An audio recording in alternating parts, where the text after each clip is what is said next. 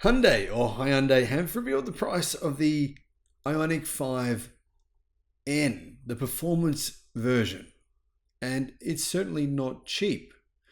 Some people say it's too expensive, but you know what? I don't agree. Find me an internal combustion engine powered vehicle with over 600 horsepower and this kind of performance for this price. Well, good luck, because I don't think one exists.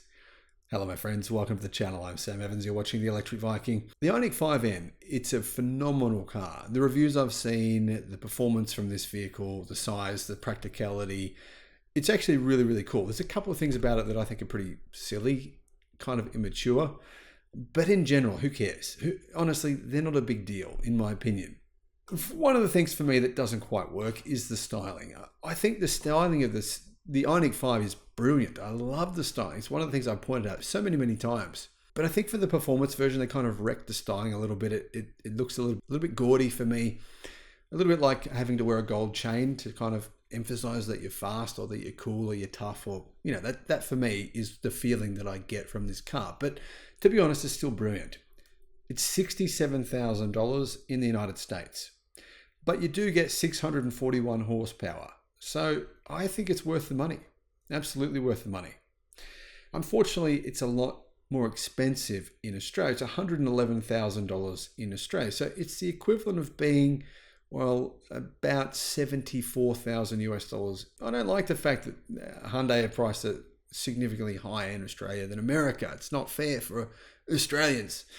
Anyway, guys, this vehicle has a lot of cool features, but some of the things that stand out to me that I find a little strange is all the different internal combustion engine noises. So it has internal combustion engine noises. Apparently that's a big feature of the car that journalists have been pointing out. And it also has a simulated 8-speed manual transmission. So when you drive this 8-speed manual transmission, it tries to make it feel like you're driving an internal combustion engine vehicle, and it's making the noises of an internal combustion engine vehicle. That to me is, it's kind of ridiculous. I mean, EVs are just better than ICE. We don't need to pretend to be ICE. That's what I think.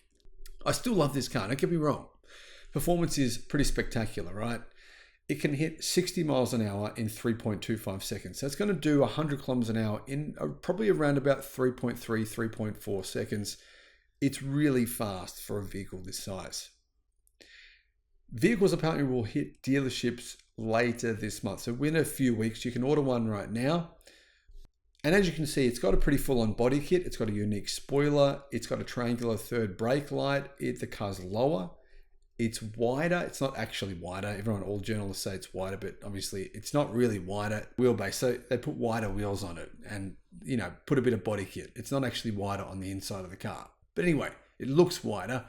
And it's longer, say inside EVs, it's not actually longer. It's just got different bumpers on the ends of it that make it physically longer. But the car itself, like I said, it's no different on the inside.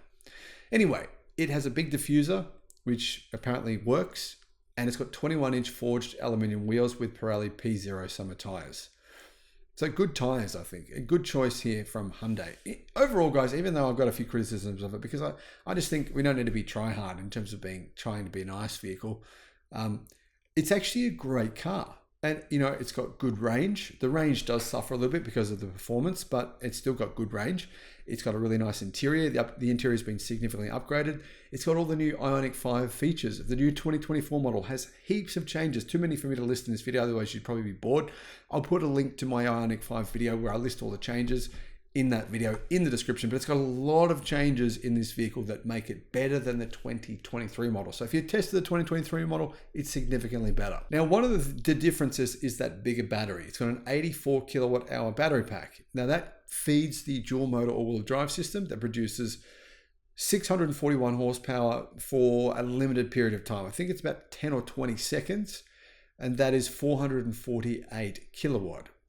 So when it's not producing that extra power, it has 601 horsepower, which is good enough.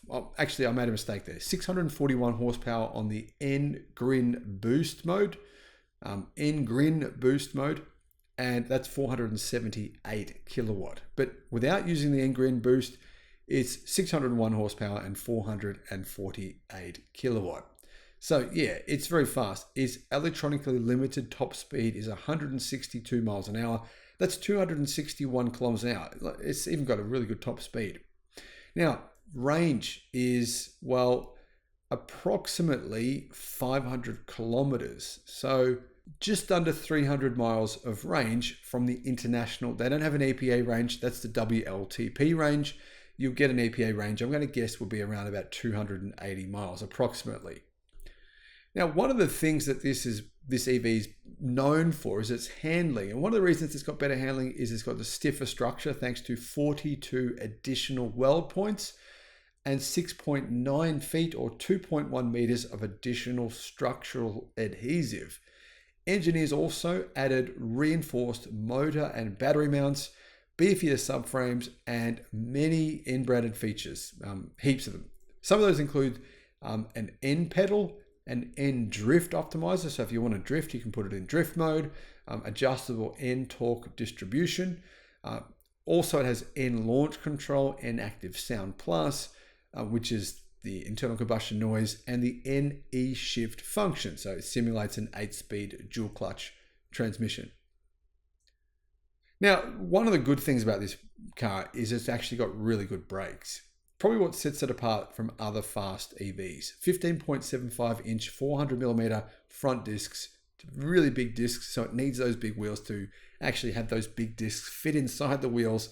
And it's got 4-piston monoblock calipers. They're joined by sizable 14.2 inch 361 millimeter discs out the back. Good braking, and it needs it. It's a big, heavy vehicle, right? It weighs about 2.3 tons.